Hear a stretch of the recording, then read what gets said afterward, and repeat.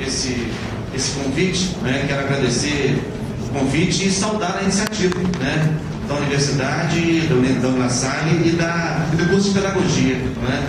Quem tem pesquisadores que integram um grupo de pesquisa que eu coordeno na Universidade, na UF, um grupo de pesquisa em políticas públicas de educação, grupo, né? Que são professores aqui, que atuam no corpo docente aqui da UNILaSalle. Então, quero dizer que é com muita satisfação que venho aqui depois de uma jornada que já não foi curta, que já começou bem cedo, já foram vários momentos aí de trabalhos e atividades até um pouco diferentes, mas é agradável voltar aqui ao campo acadêmico. Eu tenho tentado me equilibrar, né, como se estivesse sobre um fio de navalha, né? É um desafio ao qual eu me propus, né? Que é me equilibrar um pouco entre o mundo da política e o mundo acadêmico, que aliás se comunicam muito pouco, né? E o meu exercício é tentar tirar proveito de um e de outro de maneira que eles se interpenetrem. Eu tento aproveitar do mundo universitário insumos, reflexões, fundamentos para intervir no campo da política, e tento aproveitar do mundo da política, né, elementos da realidade da qual muitas vezes a universidade é muito distante, né? Então é um pouco esse desafio sobre o qual eu tenho tentado me equilibrar. Vejo aqui com muita alegria o amigo Mansur, um amigo muito querido, fomos colegas do Conselho Municipal de Educação de Niterói, ele é o conselheiro estadual de Educação do Rio de Janeiro, um brilhante educador que a nossa cidade tem aqui, enfim, a cidade do estado tem entre nós, né? Bom, a ideia é que nós pudéssemos fazer uma discussão sobre o Plano Nacional de Educação. O Plano Nacional de Educação, que, como todos nós sabemos, há uma nova proposta de Plano Nacional de Educação que tramita no Congresso Nacional, nesse momento, na Câmara dos Deputados. Então, a ideia é que a gente possa ver quais são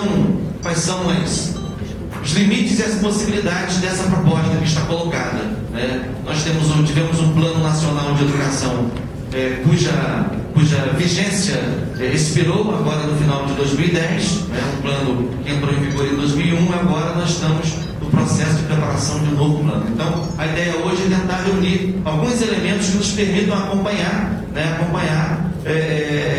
a dinâmica de preparação desse plano, os aspectos que ele coloca, que ele introduz, aspectos polêmicos, aspectos alvissareiros, aspectos controvertidos.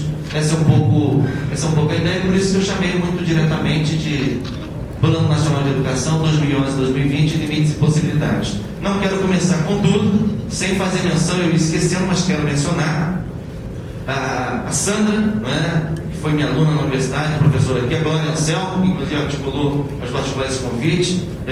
Veja que quero saudar também Samuel Luluva, quero saudar, levante Samuel, é um colega que está fazendo doutorado conosco na Universidade Federal Fluminense, professor da Universidade de Moçambique, né, está conosco no programa de cooperação internacional, fazendo doutorado conosco. Angelina é muito conhecida de todos vocês, enfim, grandes amigos e colegas que tenho aqui hoje. Bom, tudo certo? Para nós começarmos. Atenção.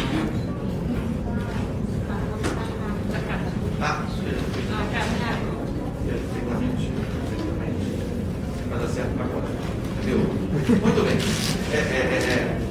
Olha só. Muito rapidamente, origens remotas da ideia de planejar a educação no Brasil. A mais remota talvez seja o esboço que a Assembleia Constituinte Imperial, quando instalada em 1823, né, cogitou elaborar um plano para a educação do Brasil imperial.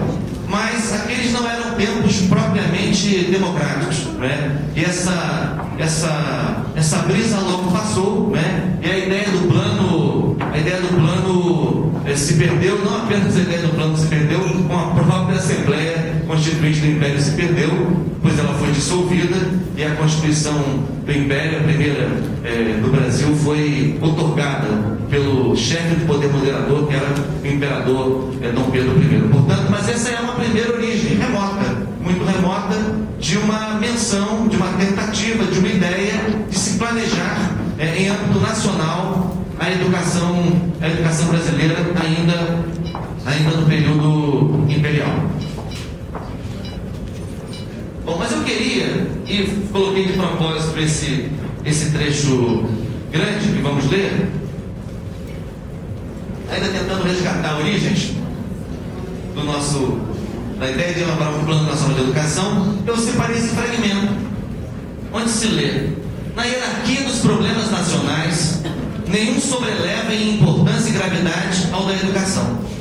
Nem mesmo os de caráter econômico lhe podem disputar a primazia nos planos de reconstrução nacional. No entanto, um balanço do estado atual da educação pública no Brasil verificará que todos os nossos esforços, sem unidade de plano e sem espírito de continuidade, não lograram ainda criar um sistema de organização escolar. Tudo fragmentado e desarticulado. A situação atual, criada pela sucessão periódica de reformas parciais e frequentemente arbitrárias, nos deixa antes a impressão desoladora de construções isoladas, outras abandonadas em seus alicerces e as melhores ainda não em termos de serem despojadas de seus andaimes. Vocês, por acaso, conhecem esse texto? Alguém o identifica? Alguém tem uma vaga lembrança, uma pista de onde ele pode vir? Concordam comigo que o que ele fala, o que ele diz, é razoavelmente atual. Podemos admitir isso?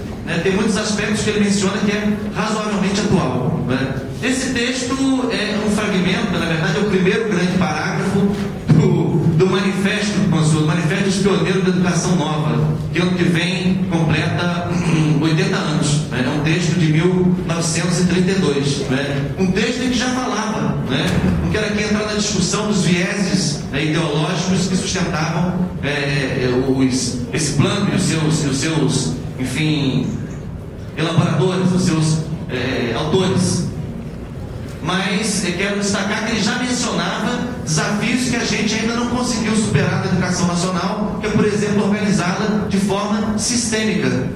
Isso está colocado no texto do Manifesto dos Pioneiros da Educação Nova. Portanto, nesse esforço sumaríssimo aqui, muito breve, de resgatar algumas origens desse trabalho de elaborar um Plano Nacional de Educação, eu quero mencionar esse momento.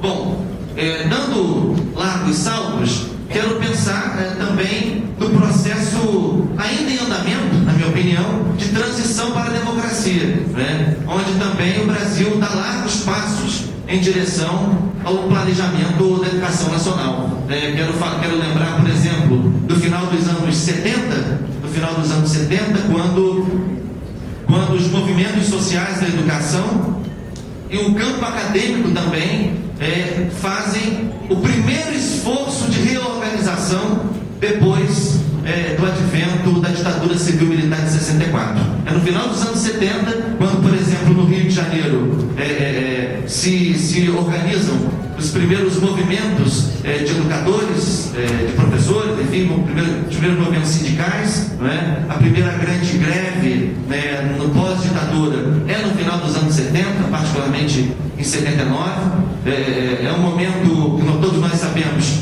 um momento de luta pela democracia, de luta pelo restabelecimento das liberdades democráticas. É um momento, obviamente, que se reorganiza a sociedade, reorganizam os movimentos sociais, se reorganizam os movimentos populares, liberdade de imprensa volta a se impor como uma característica fundamental da democracia, se reestrutura a vida partidária, enfim, se decreta a anistia política dos exilados, enfim, então é um caldo no âmbito do qual os educadores também escrevem a sua marca, seja se reorganizando do ponto de vista dos movimentos sindicais, e o Rio de Janeiro, tanto o movimento que gerou o CEP aqui no Rio de Janeiro e o movimento que gerou, que é a POSP, Associação dos Profissionais do Ensino Oficial de São Paulo, Estado de São Paulo, são emblemáticos desse processo. E também buscam se organizar no plano acadêmico.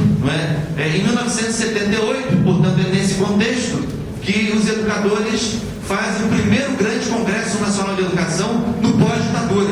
Ainda durante, é claro, mas depois, desde que a ditadura se instalou em 64, 78, é a primeira vez que houve um seminário nacional de educação, um seminário de educação brasileira, realizado na Universidade de Campinas, em que a pauta central foi a formação dos educadores. Então, esse é um insumo importante desse processo.